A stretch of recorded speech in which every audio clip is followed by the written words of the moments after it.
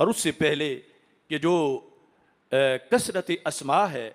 نبی اکرم صلی اللہ علیہ وسلم کے اسماء کے لحاظ سے، وہ میرے سامنے تفسیر ساوی میں وہ ایک جھلک آئی، تو اس کے ضمن میں تفسیر ساوی سے جلد نمبر 2 کے اندر موجود ہے کہ کعب احبار جو دور فاروق اعظم رضی اللہ تعالی عنہ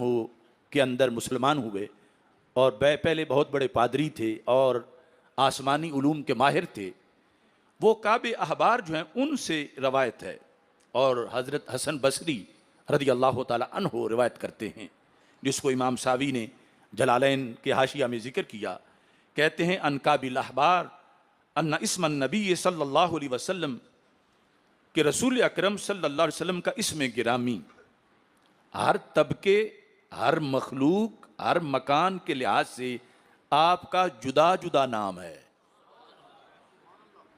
یعنی ہر جگہ والے مختلف طبقات کے لحاظ سے، یہ امت جو آخری امت ہے یہ تو علیحدہ ہے،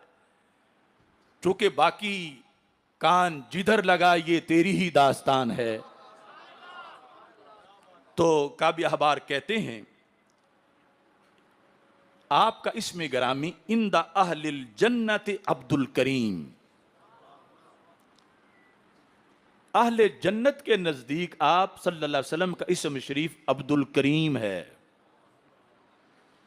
وعند اہل النار عبد الجبار، اور دوزخیوں کے نزدیک، یعنی تذکرہ تو انہیں بھی کرنا پڑے گا، تو ان کے نزدیک آپ کا اسم شریف عبد الجبار ہے، وعند اہل العرش عبد المجید، اور اہل عرش کے ہاں آپ کا اسم شریف عبد المجید ہے،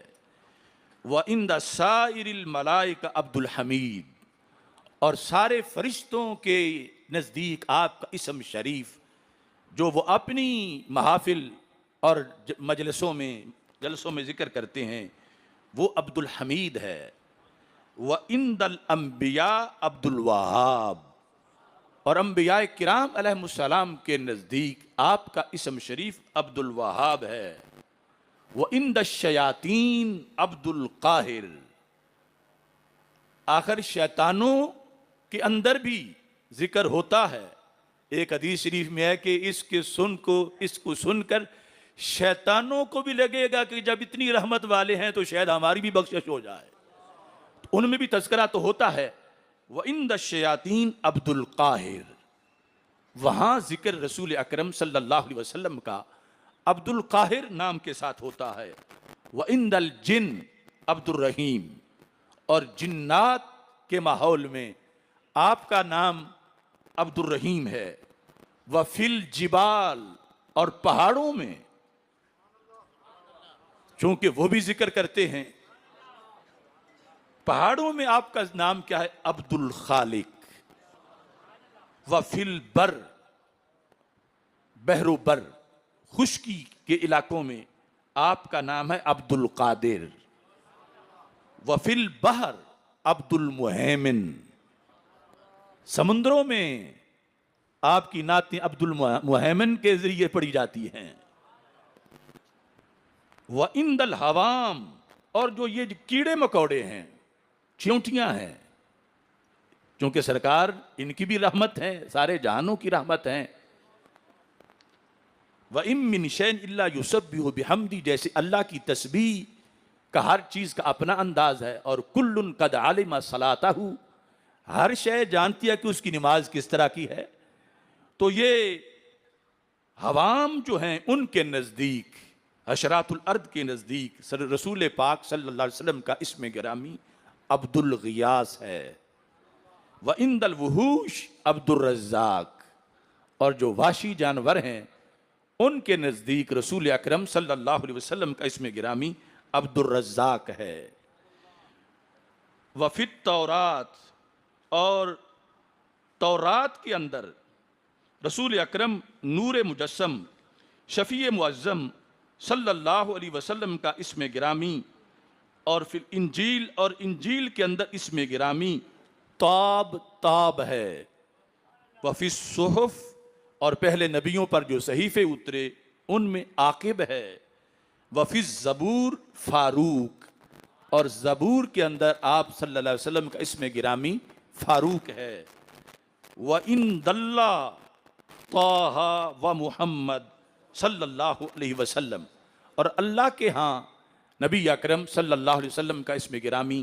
طٰہَ اور محمد صلی اللہ علیہ وسلم ہے۔ یعنی اس سے آپ اندازہ لگا سکتے ہیں کہ کتنی منفرد ہستی ہیں اور جامع شخصیت ہیں، اور پوری کائنات کے اندر ان کا ذکر ہے، اور ہر مخلوقات اور ہر طبقے میں اور بحر و بر میں اور پہاڑوں میں ہر طرف جو ہے، یعنی یہ سچ کہا تھا اعلیٰ حضرت رحمۃ اللہ علیہ نے کہ کان جدھر لگا یہ تیری ہی داستان ہے۔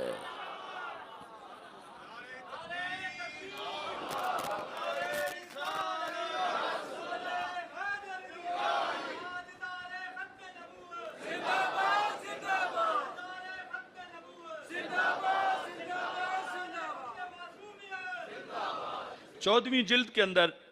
فتاوی رضویہ شریف میں